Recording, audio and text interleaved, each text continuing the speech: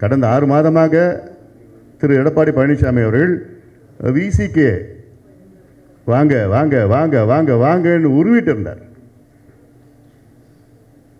ஒரு முறை 2 முறை 4 முறை 5 முறை எத்தனை முறை கேட்டுட்டு இருக்கார் திரு திருமாவளவன் அவர்கள், எங்க கூட்டணிக்கு வாங்க, எங்க கூட்டணிக்கு வாங்க, எங்க கூட்டணிக்கு வாங்க. சீமான் அவர்களை கேட்டுட்டு இருக்கிறார். கடைசியில் யாரும் வரல. 57 ஆண்டு காலம் தமிழ்நாட்டை அழித்து ஒழித்து இந்த 2 கட்சிகளும் சுரண்டி சுரண்டி தமிழ்நாட்டை நாசப்படுத்தி கொண்டிருக்கிறது. இதற்கு ஒரு மாற்று வர வேண்டும், இது ஒரு மாற்றம் வர வேண்டும் என்ற நோக்கத்திலே தான் இந்த முடிவை நாங்கள் எடுத்திருக்கின்றோம். தமிழ்நாட்டு நலன் கருதி, இந்தியா நலன் கருதி இந்த முடிவு எடுத்திருக்கின்றோம். கேரளாவில் காங்கிரஸும் கம்யூனிஸ்டும் அடிச்சுக்கிறாங்க. கேரளாவில் ராகுல் காந்தி வயநாட்டில் போட்டியிடக்கூடாதுன்னு கடுமையாக விமர்சனம் பண்ணி எதிர்க்கிறாங்க. ஆனால் கூட்டணியில் இருக்கிறாங்க. பாட்டாளி மக்கள் கட்சி எங்களுடைய கொள்கையை ஒரு துளியும் விட்டுக் கொடுக்க போவது கிடையாது. எந்த கூட்டணியில் சேர்ந்தாலும் எங்களுடைய கொள்கை மட்டுமல்ல, எங்களுடைய சித்தாந்தத்தை விட்டுக் கொடுக்க போவது கிடையாது. அவங்க அண்ணா அவர்கள் கட்சியை தொடங்கினதுக்கு காரணம் நல்ல ஆட்சி கொடுக்க வேண்டும் என்று. ஆனால் அண்ணா அவர்கள் கொள்கையை மறந்துட்டாங்க, பெரியார் அவர்கள் கொள்கையை மறந்துட்டாங்க, எல்லா கொள்கையும் மறந்துட்டு இன்னைக்கு அவர்கள் ஆட்சி நடத்தவில்லை, வியாபாரம் நடத்தி கொண்டிருக்கின்றார்கள். எடப்பாடி கூட கடுமையாக விமர்சனம் பண்ணியிருக்காரு. வேடந்தாங்கல் பறவை மாதிரி மாறி மாறி பண்றாங்க அப்படின்னு சொல்லி குற்றச்சாட்டு. முதல்ல நாங்கள் வேடந்தாங்கல் பறவைகள் கிடையாது, வேடந்தாங்கல் சரணாலயம். வெளியில் தேர்தல் முடித்த உடனே அவங்க பேசுகிறது என்ன, 10.5 நாள் நாங்கள் தோற்றோம், 10.5 நாள் தோற்றோம், வார்த்தைக்கு வார்த்தை தோற்றோன்னு எப்படி கொடுத்ததுனால தான் நீங்கள் 66 சீட் ஜெயிச்சிங்க. 66 36 எங்களுடைய பங்களிப்பு இல்லைன்னா 36 சீட் ஜெயிச்சிருக்க மாட்டீங்க. நாங்கள் 5 சட்டமன்ற தொகுதியில் நாங்கள் வெற்றி பெற்றோம், அதுவும் அவங்களோட ஆதரவால் வெற்றி பெற்றோம். ஆனால் நாங்கள் 15 ஜெயிச்சிருக்கணும். தமிழ்நாட்டில் கூட்டணியே வேண்டாம், எல்லா கட்சியும் தனித்தனியாக நின்றுடும். அது நாங்கள் ரெடி, இந்த சேலஞ்சுக்கு நாங்கள் ரெடி. வேறு வேறு வேறு யார், ஒரு நிமிஷம் முடிச்சிடறேன், வேறு யாரும் கூட்டணி எந்த கட்சியும் போக வேண்டாம். அவங்கவுங்க கொள்கை பிடிப்பு இருக்கட்டும், மக்கள் முடிவு செய்வாங்க. அப்படி எந்த கட்சியும் தயாராக இருக்காங்களா? இங்கே பாருங்க, இந்த இந்த இந்த குப்பை செய்திலாம் இதுக்கு பதில் சொல்ல நான் தயாராக இல்லை. அவர் ஏதாவது குப்பை செய்தி சொல்லட்டும். இது இந்த தரம் தாழ்ந்த குப்பை செய்திகளுக்கெல்லாம் நாங்கள்லாம் பதில் சொல்ல தேவை கிடையாது. 2019 தேசிய ஜனநாயக கூட்டணியில் இணையும் போது ஒரு 10 அம்ச கோரிக்கையை முன்வச்சு நம்ம கூட்டணியில் இணைஞ்சோம். அதே கோரிக்கை, அதாவது நீட் விலக்கு, மது விலக்கு, ஜாதிவாரி கணக்கெடுப்பு, அது மாதிரி 10 அம்ச கோரிக்கையை வச்சு தான் அந்த கூட்டணியில் இணைஞ்சோம். எந்த கோரிக்கையுமே மத்திய அரசு இந்த 5 வருஷம் நிறைவேற்றல. மீண்டும் அந்த கூட்டணியில் தொடர்வதற்கான காரணம் என்ன? அதே கோரிக்கையை மீண்டும் வலியுறுத்துறோமே தவிர அந்த கோரிக்கை எதுவுமே நீட் விலக்குங்கிறது சாத்தியம் இல்லைன்னு மத்திய அரசு சொல்லிட்டாங்க. அதாவது கோரிக்கை நிறைவேறணும்னா அதோடு விட்டுறக்கூடாது. மறுபடியும் அது நிறைவேறும் வரை குரல் கொடுக்கணும், போராடணும். அந்த வகையில் இப்பொழுது தேசிய ஜனநாயக கூட்டணியில் இணைந்திருக்கிறோம். இதற்காக குரல் கொடுப்பது மட்டுமல்ல, இதை வலியுறுத்தி இதை செயல்படும் அளவிற்கு நாங்கள் கொண்டு செல்வோம், விடமாட்டோம். ஒரே நிமிஷம், இப்போ நீங்கள் கேட்ட கேள்வி வந்து 10 கோரிக்கை வச்சிருக்கிறோம். இந்த 10 கோரிக்கைகளில் கிட்டத்தட்ட 5 கோரிக்கைகள் நிறைவேற்றப்பட்டிருக்கிறது. பாதுகாக்கப்பட்ட வேளாண் மண்டலம், மணல் கொள்ளையை தடுக்க சட்டங்கள், 7 தமிழர் விடுதலை, இது போன்ற மதுவிலக்கு கொள்கை, இது போன்ற கோரிக்கைகள்லாம் கொள்கைனா படிப்படியாக வந்துட்டு இருக்குது. அது மாநில அரசு செய்யணும். அதில் இது எல்லாமே மத்திய அரசு செய்யணும்னு நாங்கள் 10 கோரிக்கையை நான் வச்சுருக்கிறோம். அதிமுக அப்போது தலைமை கூட்டணியில் இருந்தது, அவங்க அதை செஞ்சுருக்கணும்னு அவங்க செஞ்சுருக்கிறாங்க, ஒரு சிலர் செஞ்சுருக்கிறாங்க. அதனால் நிறைவேற்றலை அப்படிலாம் தவறாக சொல்லக்கூடாது. நிறைவேற்றிருக்கிறது சிலது, இன்னும் நிறைவேற்றாத நிச்சயமாக நாங்கள் கோரிக்கை வைப்போம். சில கோரிக்கைகள் 50 ஆண்டு காலம் நிறைவேற்றலைன்னு சொல்லிட்டு இருக்காங்க. ஆனாலும் அவங்க திருப்பி கூட்டணி போயிட்டு தான் இருக்கிறாங்க. அதனால் அதை நிறைவேற்றலைன்னு சொல்லாத அது ஒரு காரணம் இல்லைன்னு சொல்ல வரேன். அடுத்து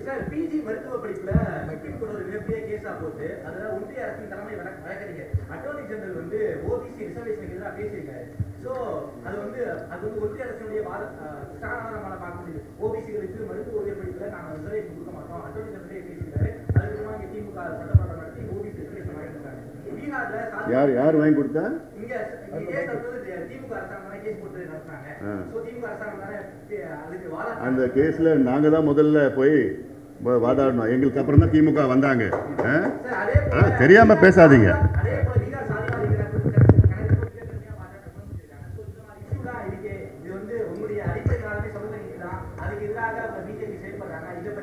தண்ணி கொடுப்பா அவருக்கு கொஞ்சம் டென்ஷனாக இருக்கு.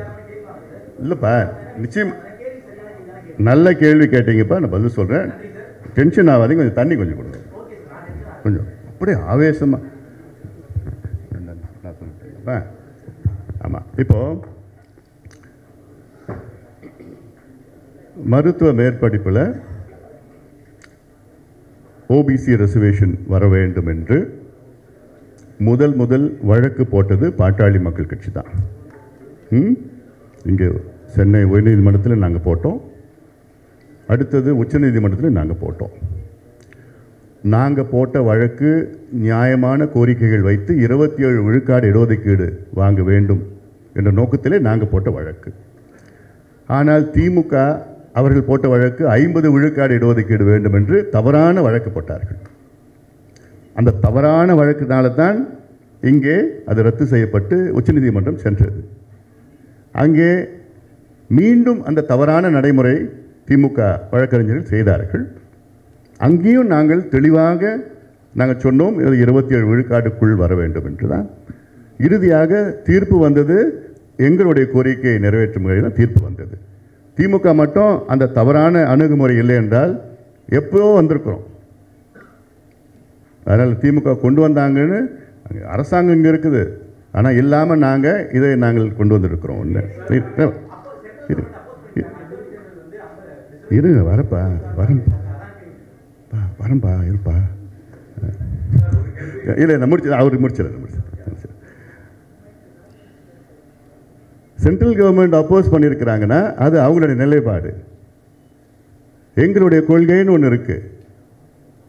இப்போது நான் ஒன்று கேட்குறேன், திமுக கொள்கையும் காங்கிரஸ் கொள்கையும் ஒன்றா? திமுக கொள்கையும் கம்யூனிஸ்ட் கொள்கையும் ஒன்றா? காங்கிரஸ் கொள்கையும் திரிணாமுல் காங்கிரஸ் கொள்கையும் ஒன்றா? காங்கிரஸ் கொள்கையும் கெஜ்ரிவால் ஆம் ஆத்மி பார்ட்டி கொள்கையும் ஒன்றா? கேரளாவில் காங்கிரஸும் கம்யூனிஸ்டும் அடிச்சுக்கிறாங்க. கேரளாவில் ராகுல் காந்தி வயநாட்டில் போட்டியிடக்கூடாதுன்னு கடுமையாக விமர்சனம் பண்ணி எதிர்க்கிறாங்க. ஆனால் கூட்டணியில் இருக்கிறாங்க. பாட்டாளி மக்கள் கட்சி எங்களுடைய கொள்கையை ஒரு துளியும் விட்டு கொடுக்க போவது கிடையாது. எந்த கூட்டணியில் சேர்ந்தாலும் எங்களுடைய கொள்கை மட்டுமல்ல, எங்களுடைய சித்தாந்தத்தை விட்டு கொடுக்க போவது கிடையாது. இன்னைக்கு தமிழ்நாட்டில் ஒரே கட்சி எங்களுடைய சித்தாந்தத்தை டைல்யூட் பண்ணாத இருக்கிற ஒரே கட்சி நாங்கள் தான்.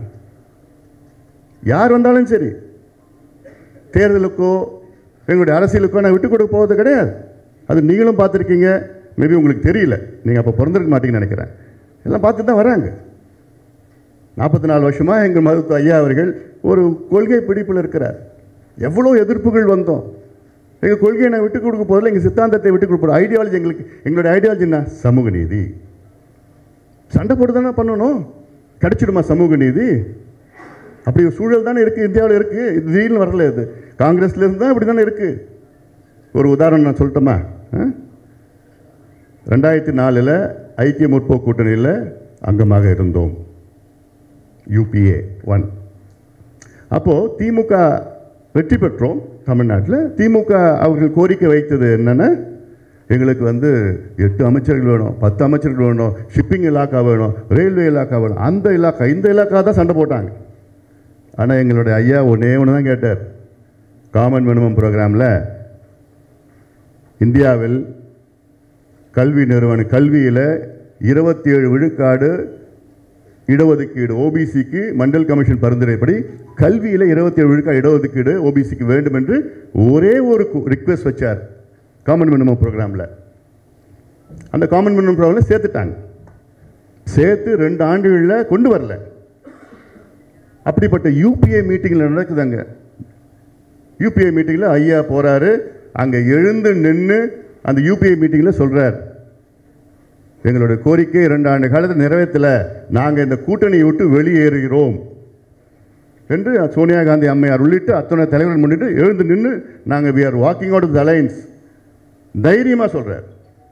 உடனே சோனியா காந்தி அம்மையார் சொல்கிறாங்க, டாக்டர் அப்பொழுது அங்கிருந்த திமுகவை சேர்ந்த பிரதிநிதிகள் வாயை மூடிக்கொண்டிருந்தார்கள். எதுவுமே அதை பற்றி பேசலை. நான் ஒரே ஒரு ஆள் தான் உரக்க சத்தம் போட்டு பேசி அதை சாதித்தேன்.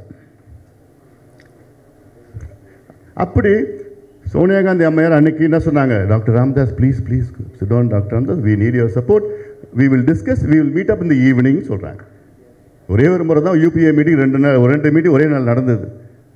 அன்னைக்கு மாலையில் அதுக்கு முன்பு பேசி மறுபடியும் எல்லார்கிட்டையும் பேசுகிறார் ஐயா. பேசி அன்னைக்கு மாலையில் யூபிஏ மீட்டிங் 2வது மீட்டிங் நடக்குது. அந்த 2வது மீட்டிங்கில் சோனியா காந்தி அம்மையார் அறிவிக்கிறாங்க என்னென்னு, அடுத்த ஆண்டிலிருந்து இந்தியாவில் கல்வி நிலையங்களில், மத்திய அரசு கல்வி நிலையங்கள் 27 விழுக்காடு ஓபிசி ரிசர்வேஷன் கொண்டு வரப்படும் என்று அறிவிக்கிறாங்க. இதுக்கு யாராவது நீங்கள் அங்கீகாரம் கொடுத்துருக்கீங்களா? ஒரே ஒரு தனி மனிதன், ஒரே ஒரு கட்சி 27 விழுக்காடு உயர்கல்வியில் வர வேண்டும் என்று போராடியதனுடைய பலன்.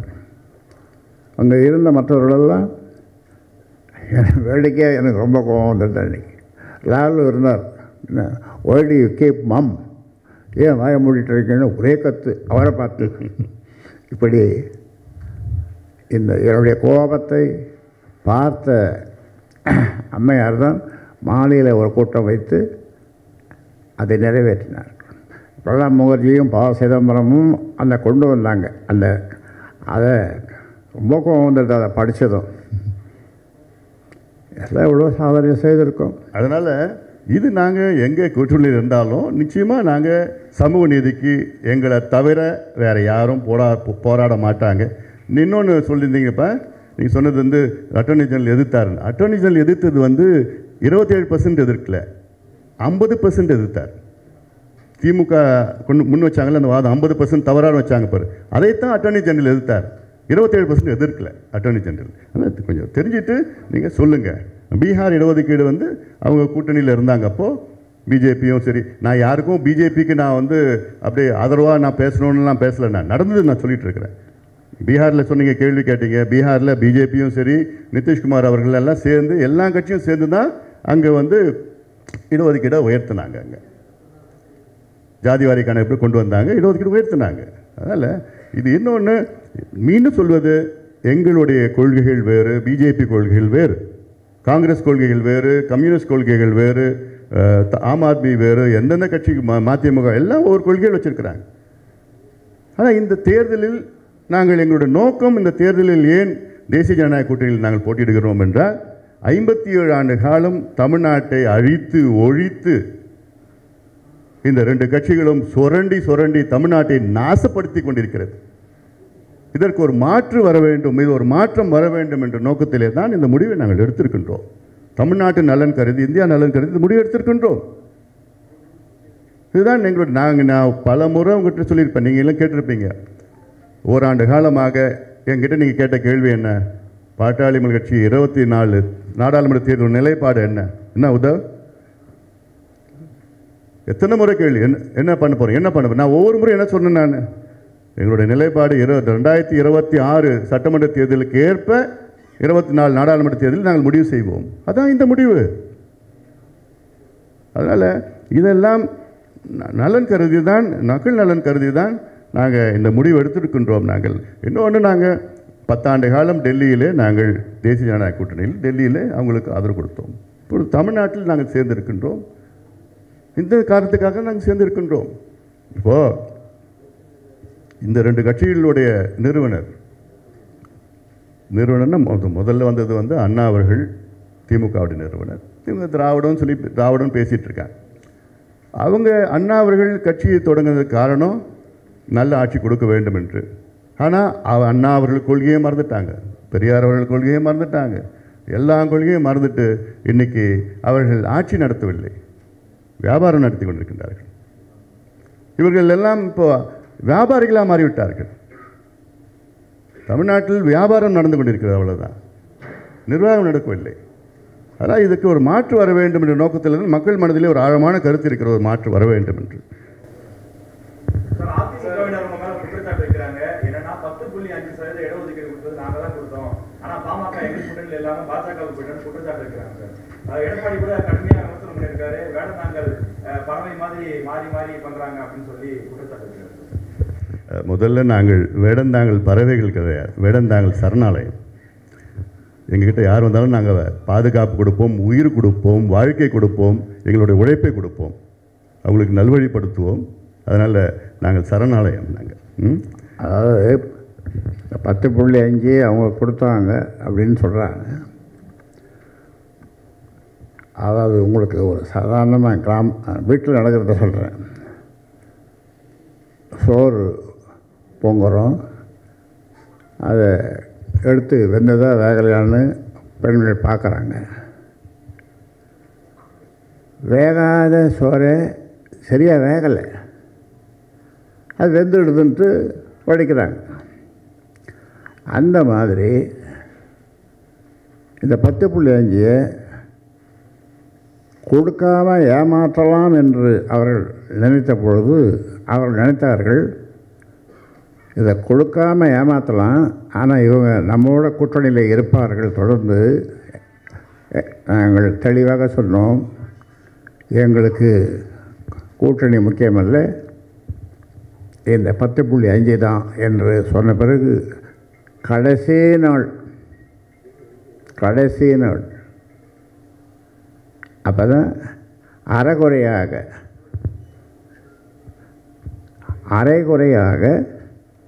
அதை நிறைவேற்றினார்கள்.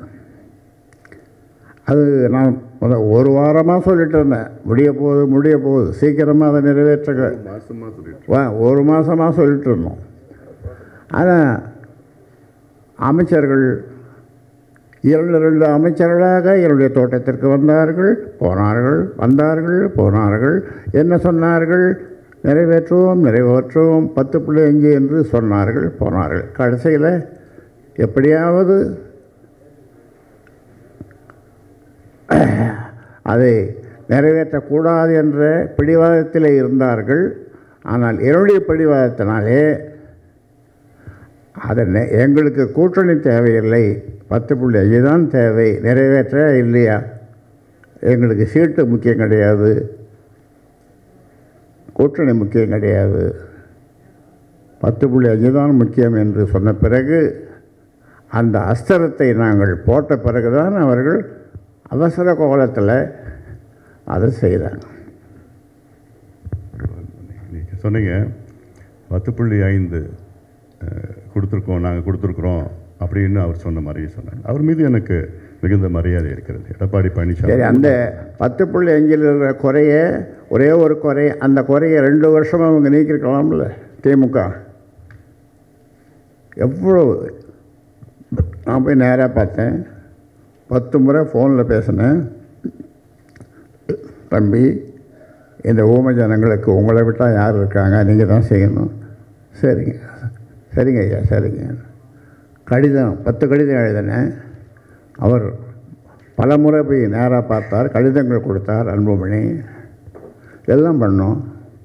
ஆனால் 2 வருஷமாக அந்த கோரிக்கை குப்பையில் கிடக்குது. குப்பைகளை தூக்கி போடுறாங்க. ஏனென்றால் அவர்களுக்கு நாங்கள் சொல்கிறோம், எல்லா மக்களுக்கும் சமூக நீதி கிடைக்க வேண்டும். கடைகோடி மக்களுக்கும் சமூக நீதி கிடைக்க வேண்டும். அவர்களும் படிக்கணும், அவர்களும் வேலைக்கு போகணும், அவர்களும் வாழணும், 3 வேளை நல்லா சாப்பிடணும். எந்த சமுதாயம், தமிழ்நாட்டில் 370 ஜாதிகள் இருக்குது. 370. இது மத்திய அரசு எடுத்த புள்ளி விவரம், ஒரு 1985. அவ்வளவு ஜாதிகளுக்கும் இடஒதுக்கீடு கிடைக்க வேண்டும், படிக்க வேண்டும், எல்லோரும் ஒரு சமநிலை இருக்க வேண்டும் என்று நாங்கள் தொடர்ந்து சொல்லி வருகிறோம். சமூக நீதியற்ற, சமூக நீதி இல்லாத, சமநிலை இல்லாத சமுதாயத்தில் நாம் வாழ்ந்து கொண்டிருக்கிறோம். இதை சரி செய்யணுன்றது தான் பாட்டாளி மக்கள் கட்சியின் கொள்கை. இந்த கொள்கையை நீங்கள் அனைவரும் ஆதரிக்க வேண்டும். முன்னாள் முதலமைச்சர் எடப்பாடி பழனிசாமி அவர்கள் மீது எங்களுக்கு மிகுந்த மரியாதை இருக்கிறது. அவர் சொல்லியிருக்கின்றார், நாங்கள் 10.5 விழுக்காடு எழுதி கொடுத்தோம், அவர்கள் எங்களுடன் கூட்டணி வரவில்லை என்று. 2019 அவர்களுக்கு நாங்கள் ஆட்சியை கொடுத்தோம். நாங்கள் இல்லை என்றால் அவரால் ஆட்சியை தொடர்ந்து நடத்த முடியாத ஒரு சூழல் இருந்திருக்கிறது. எங்களால் அவர்கள் ஆட்சி தக்க வைத்து தொடர்ந்து 2 ஆண்டு காலமாக முதலமைச்சராக அவர்கள் பணியாற்றினார்கள். அதன் பிறகு இந்த 2 ஆண்டு காலத்திலே பல முறை அவர்களை வலியுறுத்தி சாதிவாரிய மக்கள் தொகை கணக்கெடுப்பு நடத்துங்கள், வன்னியர்களுக்கு இடஒதுக்கீடு கொடுங்கள் என்று பல முறை வலியுறுத்தி அத்தனையோ முறை மருத்துவர் ஐயா அவர்கள் நேரடியாக பார்த்தார்கள். நானும் நேரடியாக பார்த்தேன். போராட்டம் நடத்தணும், ஆர்ப்பாட்டம் நடத்தணும், எல்லாம் நடத்தணும். ஆனால் எவ்வளோ நடத்தியும் தேர்தலுக்கு முன்பு வரை அதை இழுத்து இழுத்து இழுத்து தேர்தல் கடைசி நாள், தேர்தல் ஆணையம் 4 மணிக்கு பேட்டி கொடுக்குறான்னு சொல்கிறாங்க, ஊடக சந்திப்புன்னு சொல்கிறார், ப்ரெஸ் மீட் சொல்கிறார். 4 மணிக்கு 1 மணிக்கு நிறைவேற்றுறாங்க. அது உள்ளே நடந்ததெல்லாம் என்னால் வெளியில் சொல்ல முடியல. ஏன் இது ஒரு வாரத்துக்கு முன்னாடி உங்களுக்கு உண்மையிலே உங்கள் மனசில் இந்த மிக மிக மிக மிக பின்தங்கிய சமுதாயத்திற்கு இடஒதுக்கீடு கொடுக்கணுன்னா உங்கள் மனசில் இருந்ததுன்னா நீங்கள் ஒரு வாரத்துக்கு முன்னாடி கொடுத்துருப்பீங்க, 1 மாதத்துக்கு முன்னாடி கொடுத்துருக்கீங்க. நாங்கள் ஒரு 2 ஆண்டு காலமாக கேட்டுட்டு இருக்கோமே. அப்போ நீங்கள் இதை வச்சு தான் நீங்கள் தேர்தலில் கூட்டணி வந்தால் நாங்கள் கொடுப்போம், இவ்வளோதான் கொடுப்போம், இப்படியெல்லாம் சொல்லி சீட்டுக்கு இவ்வளோ தான் நான் இது பண்ணுவோம், இப்படிலாம் சொல்லி இதை வச்சுட்டு நீங்கள் பேசுகிறது இது சமூக நீதிக்கு அழகு கிடையாது. 1. 2வது, அந்த அவசரமாக கொடுத்து அதில் ஆணையம், தணிக்காச்சலம் ஆணையத்தில் ஒரு ரிப்போர்ட் போயிருக்கணும். ஆனால் தணிக்காச்சலம் ரெக்கமெண்டேஷன் வந்திருக்கு. அவர் தனிப்பட்ட முறை ரெக்கமெண்டேஷன் வந்தது. அந்த ஆணையம் ரெக்கமெண்டேஷன் வந்ததுன்னா சட்டமன்றத்தில் நின்று இருக்கும். அது பேக்வர்ட் கிளாஸ் ரெக்கமெண்டேஷன் வந்திருக்கும். பேக்வர்ட் கிளாஸ் சேர்மன் ரெக்கமெண்டேஷன் வந்திருக்குது. அவ்வளோதான். இதெல்லாம் அவ்வளோ பிழைகள், அவ்வளோ அவங்களுக்கெல்லாம் தெரியும். அதில் நாங்கள் கேட்டது 15-16 விழுக்காடு கேட்டோம், அவங்க கொடுத்தது 10 கொடுத்தாங்க. சரி, பரவாயில்ல, மற்றவங்களை எல்லாருக்கும் கிடைக்கணும், அப்படி அந்த நிலைப்பாடு தான் எடுத்துருக்குறோம் நம்ம. சரி, அது 10 கொடுத்தாங்க. சரி, அதன் பிறகு நீதிமன்றம் ரத்து பண்ணிடுச்சு. 10 ரத்து பண்ண பிறகு கொடுத்த எடப்பாடி பழனிசாமி அவர்கள் அதை மீண்டும் அந்த சட்டம் கொண்டு வர வேண்டும் என்று ஏதாவது ஒரு முறை எங்கேயாவது சொல்லியிருக்கிறார்? அவர் கொடுத்தன்னு சொல்றாரு, அவர் கொண்டு வந்த சட்டம்னு சொல்றார். அவர் கொண்டு வந்த சட்டம் ரத்து பண்ணிட்டாங்க.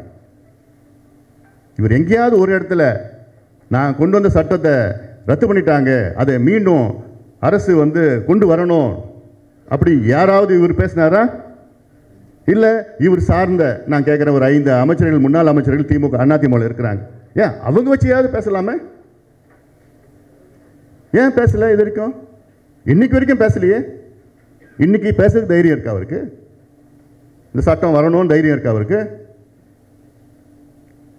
வெளியில் தேர்தல் முடித்த உடனே அவங்க பேசுறது என்ன? 10.5 நாள் நாங்கள் தோற்றோம், 10.5 நாள் தோற்றோம், வார்த்தைக்கு வார்த்தை தோற்றோம். எப்படி? கொடுத்ததுனால தான் நீங்கள் 66 சீட் ஜெயிச்சிங்க. 66 36 எங்களுடைய பங்களிப்பு இல்லைன்னா 36 சீட் ஜெயிச்சிருக்க மாட்டீங்க. நாங்கள் 5-4 சட்டமன்ற தொகுதியில் நாங்கள் வெற்றி பெற்றோம், அதுவும் அவங்களோட ஆதரவால் வெற்றி பெற்றோம். ஆனால் நாங்கள் 15 ஜெயிச்சிருக்கணும், ஒரு 5 தான் ஜெயிச்சிருக்கிறோம். கன்வெர்ட்டிபிலிட்டி வரல, கன்வெர்ட்டிபிலிட்டி வரல.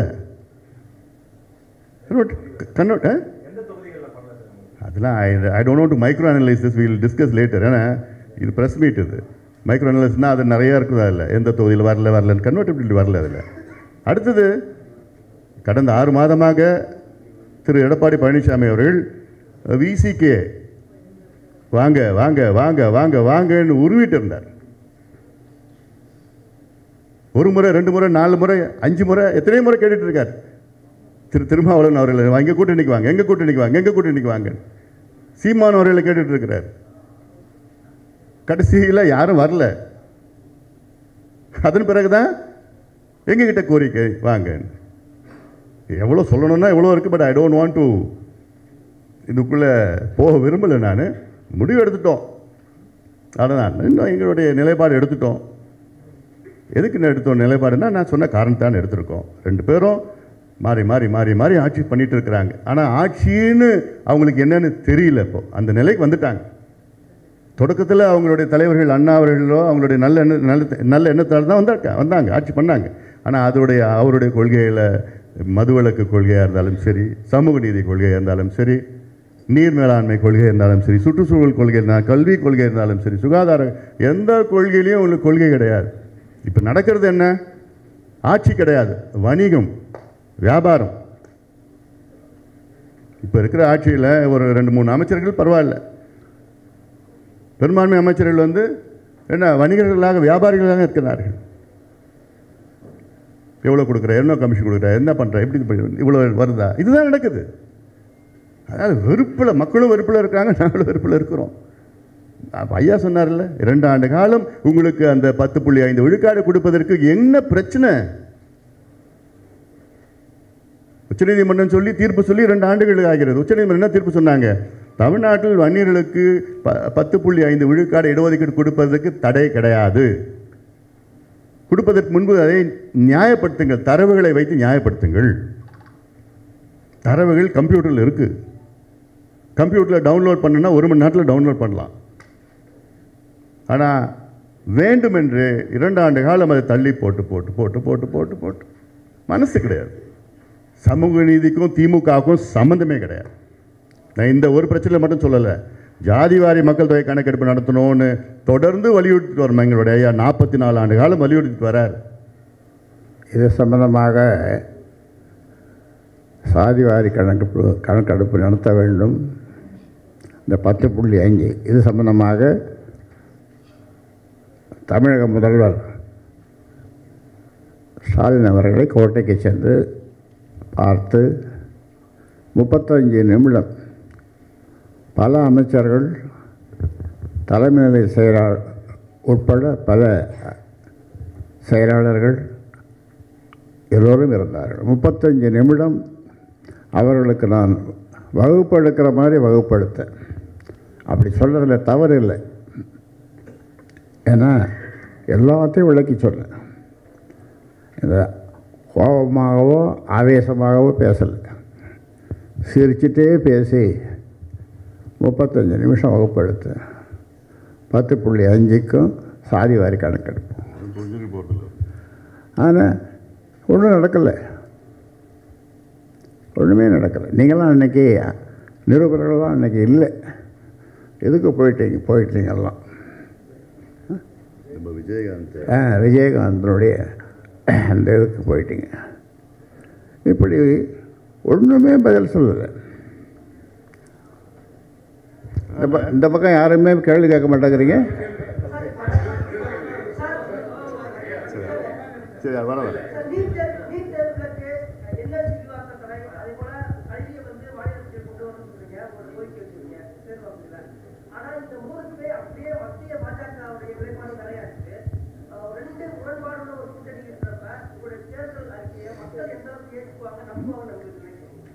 அந்த ரிலேட்டடா இன்னொரு கேள்வி, அதேதான் சேம் தான். தேர்தலுக்கு பிஜேபி அலைன்ஸ் வரதுக்கு முன்னாடி பிஜேபி அரசை பிரதமர் மோடியை பாமக கடுமையா விமர்சனம் செஞ்சிருக்கு. ஒரு ஐயா கூட ஒரு இன்டர்வியூல சொல்லியிருக்காரு, 0க்கு கீழே ஏதாவது இருந்தா கொடுக்கலாம், அந்த அளவுக்கு தான் இருக்கு அப்படின்னு சொல்லியிருக்கிறார். அப்படி இருக்கும்போது இப்ப பிஜேபி அலைன்ஸ் சேர்ந்திருக்கும் போது அது முரண்பாடா இருக்கிறதா? மக்கள் என்ன கடுமையாக விமர்சனம் பண்ணோம்? நாங்கள் எதுவும் யாரையும் நாங்கள் விமர்சனம் பண்ணல. அதாவது கடுமையாக விமர்சனம் பண்ணுறதில்லை. ஏன்னா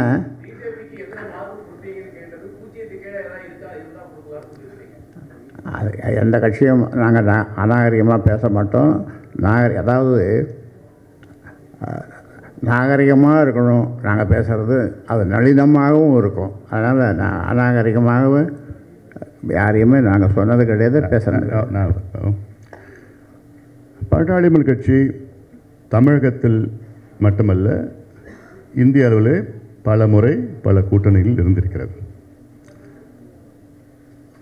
இங்கே தமிழ்நாட்டில் எங்கள் தயவால் திமுக 5 ஆண்டு காலம் ஆட்சி நடத்தியது. 2006 2011 எங்களுடைய ஆதரவால். மைனாரிட்டி அரசு என்று. ஆனால் எங்களுடைய 18 சட்டமன்ற உறுப்பினர்கள் ஆதரவு கொடுத்தார்கள். அப்படி ஆதரவு கொடுத்தும் தேர்தல் அவரிடம் கூட்டணி சென்றும் திமுகவை கடுமையாக விமர்சனம் அதிகமாக செய்தவர் மருத்துவர் ஐயா அவர்கள். நல்ல விதத்திற்கு, தமிழ்நாடு நலனுக்கு. அதை கலைஞர் அவர்களும் ஏற்றுக்கொண்டு தைலாபுரத்திலிருந்து தைலம், தலைவலிக்கு தைலாபுரத்திலிருந்து தைலம் அவர் எடுத்து வருகிறார்கள், பிரச்சனைக்கு தீர்வு தான் கொண்டு வருகிறார் என்ற நல்ல எண்ணத்தில் எடுத்துக்கொண்டு அவர் கேட்ட கோரிக்கைகள் நிறைவேற்றியிருக்கின்றார்கள். ஏதாவது தமிழ் கொண்டு வர வேண்டும், தமிழ்நாட்டில் மட்டும், இந்தியாவில் தமிழ்நாட்டில் மட்டும் தமிழ் படிக்காமலே பட்டம் வாங்கலாம். ஆனால் இவங்க திமுக எங்கும் தமிழ், எதுலேயும் தமிழ், தமிழ் வச்சு தான் ஆட்சிக்கு வந்தாங்க, இது மறந்துட்டாங்க. அப்படி ஒவ்வொன்றுத்துக்கும் விமர்சனம். நாங்கள் கடந்த காலத்தில் மத்திய அரசை நிச்சயமாக நாங்கள் விமர்சனம் செய்திருக்கின்றோம், செய்யவில்லைன்னு நான் சொல்லலை. தமிழ்நாட்டு நலன் கருதி மீனவர்கள் பிரச்சனை சம்பந்தமா, நீட் பிரச்சனை சம்பந்தமா உள்ள நம்மளுடைய பல பிரச்சனை சம்பந்தமாக செஞ்சுருக்கிறோம். யார் பார்த்தாலும் நாங்கள் நாகரிகமாக தான் செய்வோம். நீங்கள் சொல்கிற மாதிரி அப்படி செஞ்சாங்க இப்படி செஞ்சாங்கன்னு அது வேறு இருக்குது. இவங்க திமுக அரசை விமர்சனம் செய்வோம், அதிமுக அரசு விமர்சனம் செய்வோம், மத்திய அரசு விமர்சனம் செய்வோம், இனியும் செய்வோம். நாங்கள் கூட்டணி போயிட்டோம், நாங்கள் அப்படியே அமைதியாக இருந்துள்ளோம்லாம் இல்லை. நிச்சயமாக நாங்கள் செய்வோம். எங்களுக்கு எதிர்மறையாக இருந்தாலும் சரி, எங்கள் கொள்கைகளுக்கு எதிர்மறையாக இருந்தாலும் உறுதியாக விமர்சனம் மட்டும் கிடையாது. எங்களுடைய மருத்துவர் ஐயா அவர்கள் மோடி அவர்கள் நேரடியாக சந்தித்து வலியுறுத்தி அவர்கள் நேரடியாக சொல்லுவார். அந்த தகுதியும் அந்த தைரியமும் எங்களுக்கு மட்டும்தான் இருக்கிறது.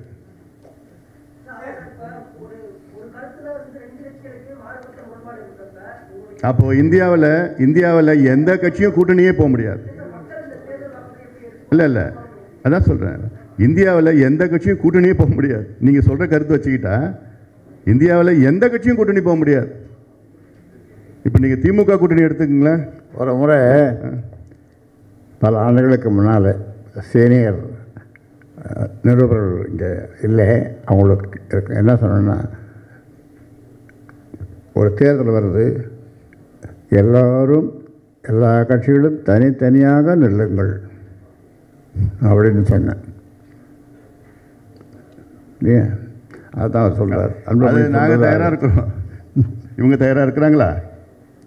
தமிழ்நாட்டில் கூட்டணியே வேண்டாம், எல்லா கட்சியும் தனித்தனியாக நின்றுடும்.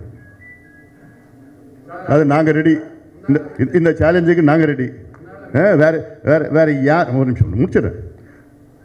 வேறு யாரும் கூட்டணி எந்த கட்சியும் போக வேண்டாம், அவங்கவுங்க கொள்கை பிடிப்பு இருக்கட்டும், மக்கள் முடிவு செய்வாங்க. அப்படி எந்த கட்சியும் தயாராக இருக்காங்களா? இன்னொன்று அந்த நேரத்தில் சொல்லியிருக்கேன். அதாவது ஒரு கூட்டம் போட்டு எல்லா கட்சிகளும் கூட்டம் போட்டு ஒரு கையெழுத்து போடுவோம், தனித்தனியாக நாம் இருப்போம் தேர்தலில் அப்படி நமக்குள்ள ஒரு ஒப்பந்தம், இந்த மாதிரி ஒரு ஒப்பந்தம், ஒரு வித்தியாசமான ஒப்பந்தம் போடலாம் அப்படின்னு சொல்லியிருக்கேன்.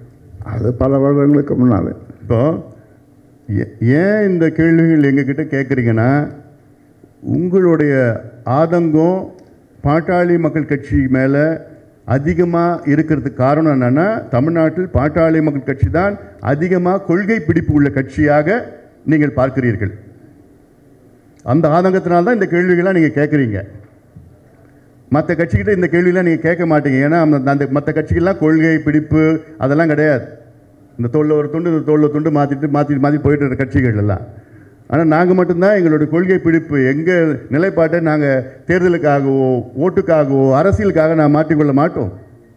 அது மது ஒழிப்பு கொள்கையாக இருந்தாலும் சரி, நீர் மேலாண்மை கொள்கையாக இருந்தாலும் சரி, புகையிலை கொள்கையாக இருந்தாலும் சரி, நீட்டு கொள்கையாக இருந்தாலும் சரி, எந்த கொள்கையாக இருந்தாலும். அதனால தான் நீங்கள் இந்த கேள்வியெல்லாம் நீங்கள் கேட்குறீங்கன்னு நான் எடுத்துக்கிறேன். அப்படி தானே? இங்கே பாருங்கள், இந்த குப்பை செய்திலாம் இதுக்கு பதில் சொல்ல நான் தயாராக இல்லை. அவர் ஏதாவது குப்பை செய்தி சொல்லட்டும். இந்த தரம் தாழ்ந்த குப்பை செய்திகளுக்கெல்லாம் நாங்கள்லாம் பதில் சொல்ல தேவை கிடையாது. அதனால் இவங்க எது சொன்னாங்க, அது அப்படி சொன்னாங்க, அது நீங்கள் தான் சொல்கிறீங்க.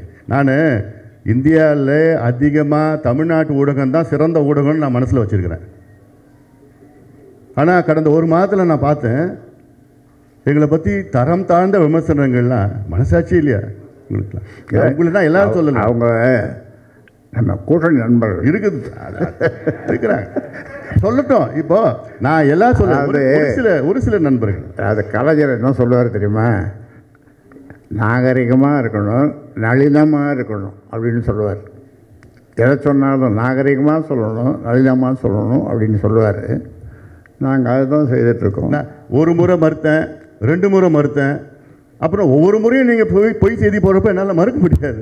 ஒவ்வொரு முறையும் நீங்கள் ஏதாவது ஒரு செய்தி, எங்கேயாவது ஒரு பொய் செய்தி, அது பார்த்தாங்க, இங்கே பேசுனாங்க, இப்படி பேசுனாங்க, அது பேசுனாங்க, இப்படி டேபிள் கடியில் குடிஞ்சு பேசுனாங்க. ஒரு கூட்டணின்னு சொன்னால், ஒரு தேர்தல்னு சொன்னால் பல பேர் வாங்க எங்கள் கூட சேருங்க அப்படின்னு சொல்கிறாங்கன்னா, பாட்டாளி மக்கள் கட்சி கூப்பிட்றாங்கன்னா, பாட்டாளி மக்கள் கட்சி கொள்கை உள்ள கட்சி, பாட்டாளி மக்கள் கட்சி ஒரு பெரிய கட்சி, பலம் வாய்ந்த கட்சி என்பதனாலே எங்களை அணுகிறார்கள், பேசுகிறார்கள். அதில் என்ன தவறு?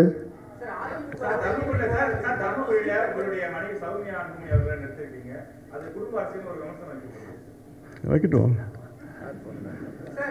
இதெல்லாம் ஒரு கேள்வியா சொல்ல பாப்போம். தம்பி தருமபுரியில் எங்களுடைய கட்சி தொண்டர்கள், நிர்வாகிகள் 100 விழுக்காடு ஐயாவை சந்தித்து எங்களுக்கு அவரை போன்ற ஒரு வேட்பாளர் கொடுங்கள், அவரை வேட்பாளராக கொடுங்கள் என்று கோரிக்கை வைத்தார்கள். அங்கே நாங்கள் வெற்றி பெற வேண்டும். அந்த நோக்கத்திலே தான் ஐயா அவர்கள் அவரை நியமனம் செஞ்சிருக்கிறார். அவரை விட ஒரு தகுதியான வேட்பாளர் யாராவது சொல்லுங்களேன், யாராவது ரெக்கமெண்ட் பண்ணுங்களேன். இப்போ சொல்லுங்களேன். நேரு குடும்பம்னு வச்சுங்க, நேரு குடும்பத்தை வரிசை அப்படியே சொல்லுங்க. சொல்ல வேண்டாம், அதெல்லாம் நமக்கு சொல்கிறேன். அவர் அவர் முனைவர் பட்டம் பெற்றிருக்கிறாரு, சமூக நீதிக்காக பாடுபட்டிருக்கிறாரு, காலநிலை மாற்றம், பசுமை தாயகம், லட்சக்கணக்கான மரங்களை நட்டிருக்கிறார், ஐநா சபையில் பேசியிருக்கிறார், பெண் உரிமையை பற்றி எத்தனையோ போராட்டம் நடத்தியிருக்கிறாரு. இந்த சமீபத்தில் கூட எண்ணூரில் போய் அந்த கழிவு வந்தது, அப்போ போய் நேரடியாக போய் அந்த மக்களை சந்தித்து அங்கே போராட்டம் பண்ணியிருக்கிறாரு. இவரை விட நல்ல படித்தவர், பண்புள்ளவர், ஹிந்தியும் தெரியும். அதனால் இவரை விட ஒரு தகுதியான ஒரு வேட்பாளர் இல்லை. அதனால் அந்த தகுதிக்காக ஐயா அவர்கள் அவங்களுக்கு வாய்ப்பு கொடுத்துருக்கிறார்.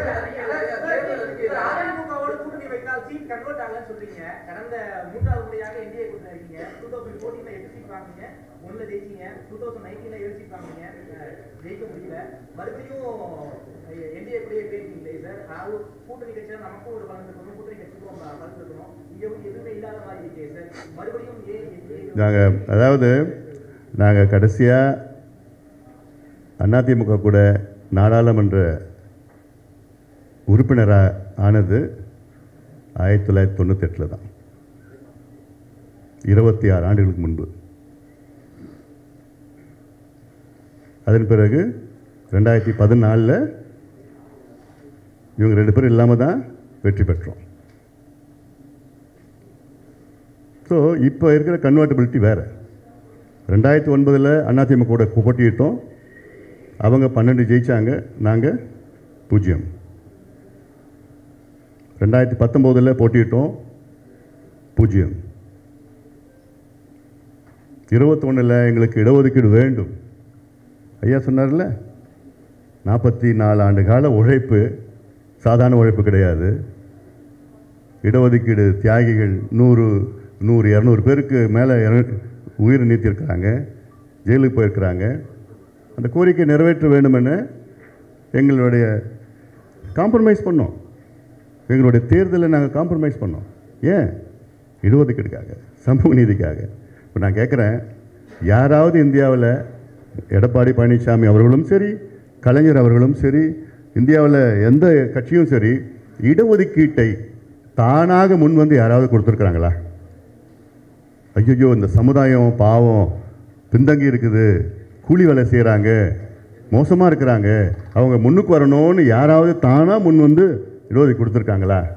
இல்லை. போராட்டம் பண்ணி உயிர் இழந்து ஜெயிலுக்கு போய் அடிபட்டு உதப்பட்டு தானே, போராட்டம் பண்ணி தானே வாங்கியிருக்கிறோம்.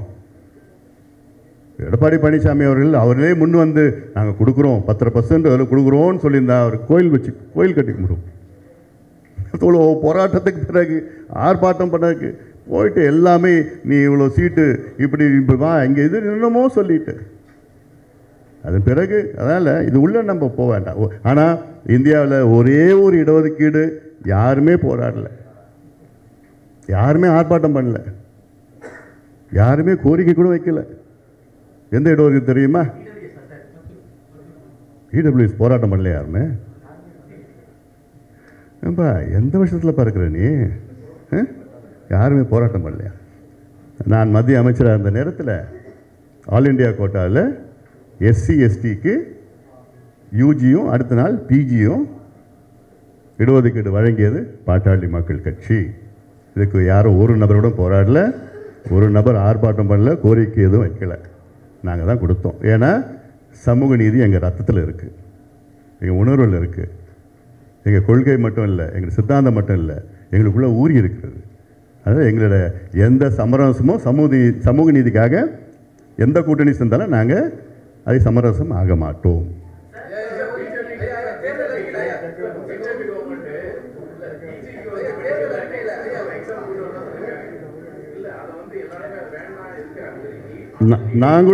நாங்களும் அதை எதிர்ப்போம்.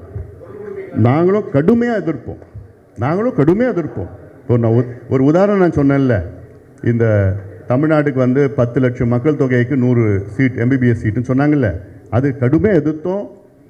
2வது முறை கடிதம் எழுதணும். நான் கடிதம் 2வது முறை எழுதி அங்கே கொஞ்சம் பேசி 4-5 நாளில் வந்து அறிவிப்பு வருது என்னன்னு, இந்த வருஷம் நாங்கள் இல்லைன்னு சொல்லி அடுத்த வருஷமும் அதை கொடுத்து நிரந்தரமாக எடுத்துருப்போம். அதே போல் நெக்ஸ்ட்டு தேவை கிடையாது. அதெல்லாம் தேர்தல் அறிக்கையில திருமணத்திற்கு பெற்றோர் ஒப்புதல் கட்டாயமாக்கப்படும்.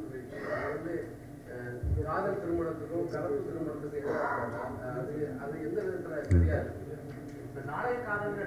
25 வயசு வரைக்கும் தான், அதுக்கு மேலலாம் ஒன்றும் பிரச்சனை. 21 வயசுக்கு மேல இருக்கவங்களுக்கு 25 வயசு திருமணத்துல 21 இருக்கும். திருமணத்துக்கு பெற்றோருடைய ஒப்புதல் கட்டாயம் இல்லை, பெற்றோர்களுடைய ஒப்புதல் நீங்கள் என்ன நினைக்கிறீங்க? பெற்றோர்களுடைய ஒப்புதல் வேணுமா வேணாமா? இல்லை, நான் கேட்குறது பெற்றோர்களுடைய ஒப்புதல் வேணுமா வேணாமா? வேணும் தானே? அதே இல்லை, நான் கேள்வி கேட்கறது சொல்லுவா. நீங்கள் சொல்லத்தான் நாங்கள் சொன்னோம். பெற்றோர்கள் கிட்ட சொல்லணுமா இல்லையா? இது காதலை ஏதோ ஒன்று, ஆனால் நாங்கள் காதலிக்கிறோம் அப்படின்னு பெற்றோர்கள்ட்ட சொல்லணுமா இல்லையா? ஏன் அது சொல்கிறேன்னா, இப்போது ஒரு நிமிஷம் ஏன் நான் சொல்கிறேன்னா, பெண்ணுக்கு வந்து 18 வயது மிக இளம் வயது. பள்ளிக்கூடத்துலேருந்து அடுத்த ஆண்டு கல்லூரிக்கு போகிறது. எங்களை பொறுத்த வரைக்கும் 18 வயசும் நான் என்ன பார்வையில் வந்து குழந்தையாக தான் நான் பார்க்குறேன் நான். ஆனால் 18 வயது வந்த உடனே கல்யாணம் பண்ணிக்கிட்டு அந்த பெண்ணுக்கு எதிர்காலம் கூட கிடையாது. படிப்பு கல்யாணம் பண்ணிதான் அப்புறம் படிப்பு முடிஞ்சிடும். அப்புறம் குழந்தை 18 வயசில் ஒரு குழந்தை இருந்ததுன்னா அதுக்கப்புறம் 20 வயசில் 2 குழந்தைகள். அதுக்கு அதெல்லாம் நான் நிறைய பேர் பார்த்துருக்குறேன். அங்கே தருமபுரியிலையோ நிறைய பேர் இளம் குழந்தைகள், இளம் தாய்மார்கள்லாம் பார்த்துருக்கேன். அது வந்து நியூட்ரிஷன் பிரச்சனை, ஹீமோகுளோபின் பிரச்சனை எல்லாம் வருது அதில். தம்பி, இந்த ஹார்மோனல் இம்பேலன்ஸ்னு சொல்லுவாங்க. 18, 19, 20 அந்த ஹார்மோனல் இம்பேலன்ஸில் இந்த மாதிரியான இது காதல் வயப்படுறது சகஜம் உண்டு. ஆனால் மெச்சூரிட்டி வரணும். 23 வயது பையனும் ஒரு படிப்பை முடிச்சிடணும். அந்த பொண்ணு ஒரு வேலை கிடைக்கணும். இவன் கட்டிட்டு ஒரு குழந்தைய கொடுத்துட்டு இவன் போயிடுவான் தண்ணி அடிச்சுட்டு. அப்போ இந்த பொண்ணு எங்கே தெருவில் நினைக்கும் சொல்ல. இதெல்லாம் நினச்சி தான் பெங்களூர் ஹைகோர்ட்டு 2 நீதிபதிகள் தீர்ப்பு சொல்லியிருக்கேன். அந்த தீர்ப்பெல்லாம் நான் சொல்லியிருக்கிறோம். உங்களுக்கும் தெரியும், நான் சொல்லியிருக்கேன் உங்களுக்கு. அதனால் அது பெற்றோர்கள் சம்மதம் கட்டாயம் வாங்கணும். அவங்க சம்மதிக்கலைன்னா வயசு இருக்குது, வேலை இருக்குது, அதெல்லாம் பொருத்தமாக இருக்குதுன்னு சொன்னால் செய்கிறது தவறு இல்லை. சிங்கப்பூரில் அந்த நிலைப்பாடு தான் இருக்குது. சில நாடு, பிரேசில் நாட்டில் இருக்குது அப்படி நிலைப்பாடு. என்னென்னா 21 வயதிற்கு முன்பு. இன்னொன்று எங்கள் கோரிக்கை, ஆணுக்கும் பெண்ணுக்கும் 21 வயது திருமண வயதுன்னு அப்படி நீங்கள் கொண்டு வாங்க. அப்போது அது வர வரைக்கும் இப்படி ஒரு நிலைப்பாடு எடுத்துக்கணும்னு. இது வந்து நாங்கள் மட்டும் சொல்லலை. கர்நாடகா உயர்நீதிமன்ற நீதிபதிகள் அவருடைய பரிந்துரையை வைத்து இது சட்டமாக ஆக்க வேண்டும் என்று அவருடைய பரிந்துரை தான் நாங்கள் சொல்லியிருக்கோம். இருக்குப்பா, நம்மாழ்வாருக்கு அப்போ அதில் இருக்குப்பார். இப்போ நல்லா படிங்க. நம்மாழ்வாருக்கே பண்ணணும்னு. ஏன்னா இன்றைக்கி அதிகமாக பேசுகிறது இயற்கை வேளாண் பற்றி பேசுகிறது நாங்கள் தான், பாட்டாளி மனுஷன் தான் பேசிகிட்டு இருக்கோம். இவங்களுக்கு அது எப்படின்னு கூட தெரியாது. இந்தியா அளவில் இயற்கை வேளாண்மை இப்போ வடகிழக்கு பகுதியை விட்டுடுங்க, அதில் வந்து நேச்சுரலாகவே இருக்குதாங்க. அதிகமாக செய்யறது மத்திய பிரதேஷ் தான். ஆண்டுக்கு ஆண்டு அதிகமாக வந்துட்டு இருக்குது. அடுத்தது பார்த்திங்கன்னா கர்நாடகாவில் வடபகுதி கர்நாடகாவில் இருக்குது. அதில் அதுக்கப்புறம் மகாராஷ்டிரா கொஞ்சம் பண்ணிகிட்டு இருக்கிறாங்க. சத்தீஸ்கர் அதிகமான இருக்குது. இந்த மாநிலங்கள் தான் இருக்குது. இவங்களுக்கு இன்னும் அந்த கான்செப்டே வரல. பேருக்குன்னு வந்து இப்போ வேளாண் அறிக்கை, வேளாண் நிதிநிலை அறிக்கை பேருக்குன்னு வைக்கிறாங்க. ஆனால் ஒதுக்கீடுன்னு பார்த்தீங்கன்னா 13,000 கோடி கடந்த ஆண்டு, இந்த ஆண்டு ஒரு 2,000 கோடி எக்ஸ்ட்ரா போட்டிருக்காங்க. ஒன்றுமே அதில் ஒன்றும் பண்ண போகிறதில்ல. எவ்வளோ பொட்டென்ஷியல் தமிழ்நாட்டில் இருக்குது. ஒவ்வொரு மாவட்டத்துலேயும் ஒவ்வொரு விளைபொருள் இருக்குது, ஒவ்வொரு மாவட்டத்துலேயும் இருக்குது. ஒரு உதாரணம், திருவள்ளூரில் நெல் கரும்பு இருக்குது, பண்ருட்டியில் வந்து பலா இருக்குது, முந்திரி இருக்குது, அரியலூரில் முந்திரி இருக்குது, புதுக்கோட்டையில் முந்திரி இருக்குது, கரூரில் பார்த்தீங்கன்னா முருங்கை இருக்குது, அப்புறம் வாழை திருச்சியில் முழுக்க வாழை இருக்குது, காஃபி அந்த மலையில் காஃபி இருக்குது, மாம்பழம் இருக்குது, தக்காளி இருக்குது, ஒரு மாவட்டத்தில் தருமபுரியில் தக்காளி மாம்பழம், இது எல்லாமே இருக்குது. இது பதப்படுத்தி மேம்படுத்தி மதிப்பு கூட்டி இதெல்லாம் செய்யலாம். இது எவ்வளோ லட்சக்கணக்கான வேலை உருவாக்கலாம். ஆனால் அந்த கான்செப்ட் இவங்களெலாம் இல்லை. சும்மா போய் அதே பாலிஷ்டாக அங்கே சொல்லி அறிக்கை வச்சுக்கிட்டு தேர்தல் வச்சு நடத்திட்டு இருக்கிறாங்கல்ல. நியாயமான கோரிக்கை, உறுதியாக நாங்கள் நியாயமான கோரிக்கை இது. ஏன்னா இப்போ இயற்கை வேளான்னு சொல்லிட்டு இப்போ அதில் ஆர்கானிக், இயற்கை வேலைன்னா நேச்சுரல் ஃபார்மிங், அந்த கான்செப்ட் நேச்சுரல் ஃபார்மிங்னு வருது. இல்லை இதுக்கு முன்பு ஆர்கானிக்னு வந்து அந்த ஆர்கானிக் வார்த்தையே ஒரு மாதிரியானது. ஏன்னா நம்ம ஊரில் ஆர்கானிக் பண்ண முடியாதுன்னா என்ன ஏன் பண்ண முடியாதுன்னா, பக்கத்து நிலத்துக்காரங்க வந்து அவன் வந்து பூச்சிக்கொல்லி போடுவான், அவன் ரசாயன உரம் போடுவான் பக்கத்தில். அதில் தண்ணி கீழே போச்சுன்னா அங்கே தண்ணி இந்த கலக்கும், இந்த தண்ணி ஏற்றி அதில் விவசாயம் பண்ணால் அப்போ பண்ண முடியாது. அது அதனால் இதெல்லாம் நிறையா இஷ்யூஸ் இருக்குது அதில். பட்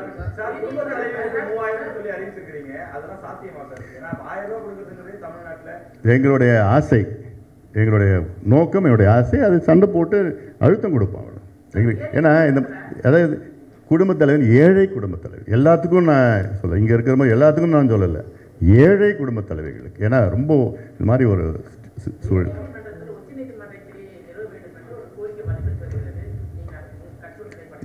அதான் மென்ஷன் பண்ணியிருக்கேன். இல்லைப்பா, அதில் உச்சநீதிமன்ற கிளை தமிழ்நாட்டில் அமைக்க வேண்டும் என்று நாங்கள் சொல்லியிருக்கிறோம், வலியுறுத்தி இருக்கிறோம். வழக்காடு உயர்நீதிமன்றத்தில் வழக்காடு மொழி தமிழாக ஆக்க வேண்டுமோ சொல்லியிருக்கிறோம் நாங்கள்.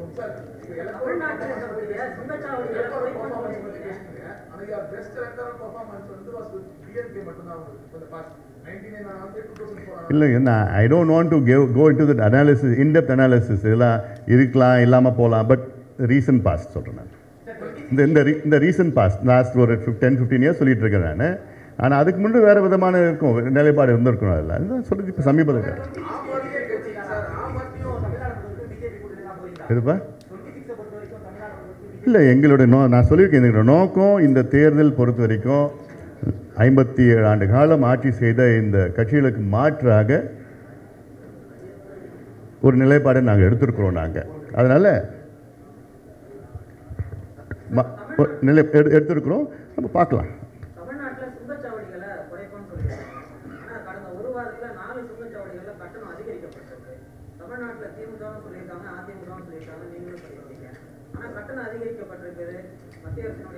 நீங்கள் மீடியாக்காரங்க ஊடக சேர்ந்தவங்க கிழின்னு கிழிக்கணும்.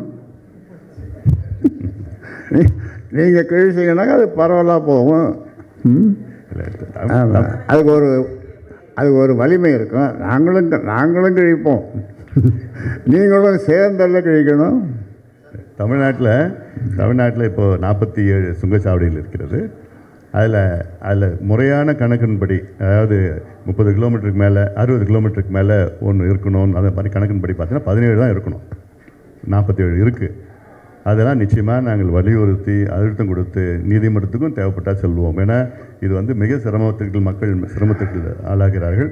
அது இல்லாமல் சுங்கச்சாவடி கட்டணத்தை ஏற்றிட்டு இருக்கிறாங்க. அதனால் ரொம்ப ஒரு இஷ்யூஸ்லாம் இருக்குது. கடந்த காலத்தில் நாங்கள் பல சுங்கச்சாவடியில் நாங்கள் மூடி இருக்கிறோம், போராட்டம்லாம் பண்ணி மூடி இருக்கிறோம். அது இண்டிவிஜுவல். இது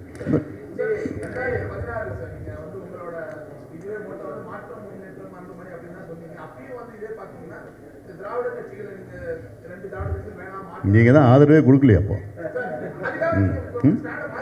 இல்லை, நீங்கள் ஆதரவே கொடுக்கலையா? அதை பற்றி கொடுக்குறீங்களா?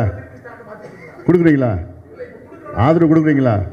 இல்லை நான் கேட்குறேன் இல்லை நீங்கள் ஆதரவு கொடுக்குறீங்களான்னு கேட்குறேன்.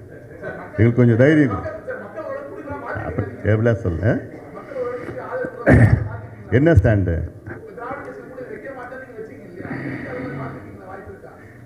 அடுத்த தேர்தலுக்கு நான் இன்னைக்கு நான் முன்கூட்டியே என்ன சொல்ல முடியும்? நாங்கள் இவங்க கூட இல்லை, அப்படி இல்லை, இப்படிலாம் எங்களுக்கு ஒரு மாற்று வேணும்.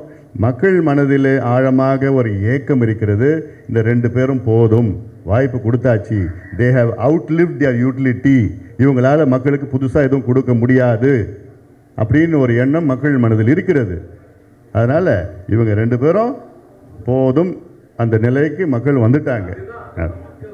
அதனால் எங்களுடைய இந்த தேர்தல் சம்பந்தமாக இந்த முடிவை நாங்கள் எடுத்திருக்கிறோம். தேர்தல் முடிந்த பிறகு அடுத்த கட்ட நிலைப்பாட்டை உங்களிடம் நான் தெரிவிக்கிறேன்.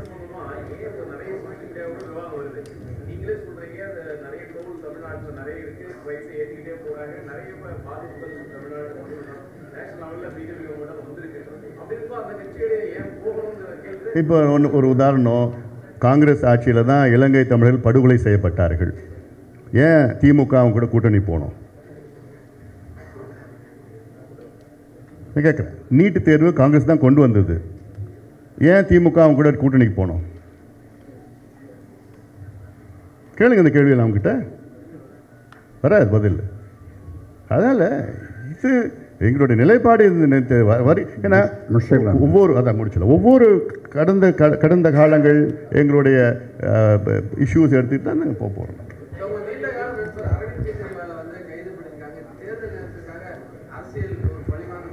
சரி, முடிச்சிடலாம்பா.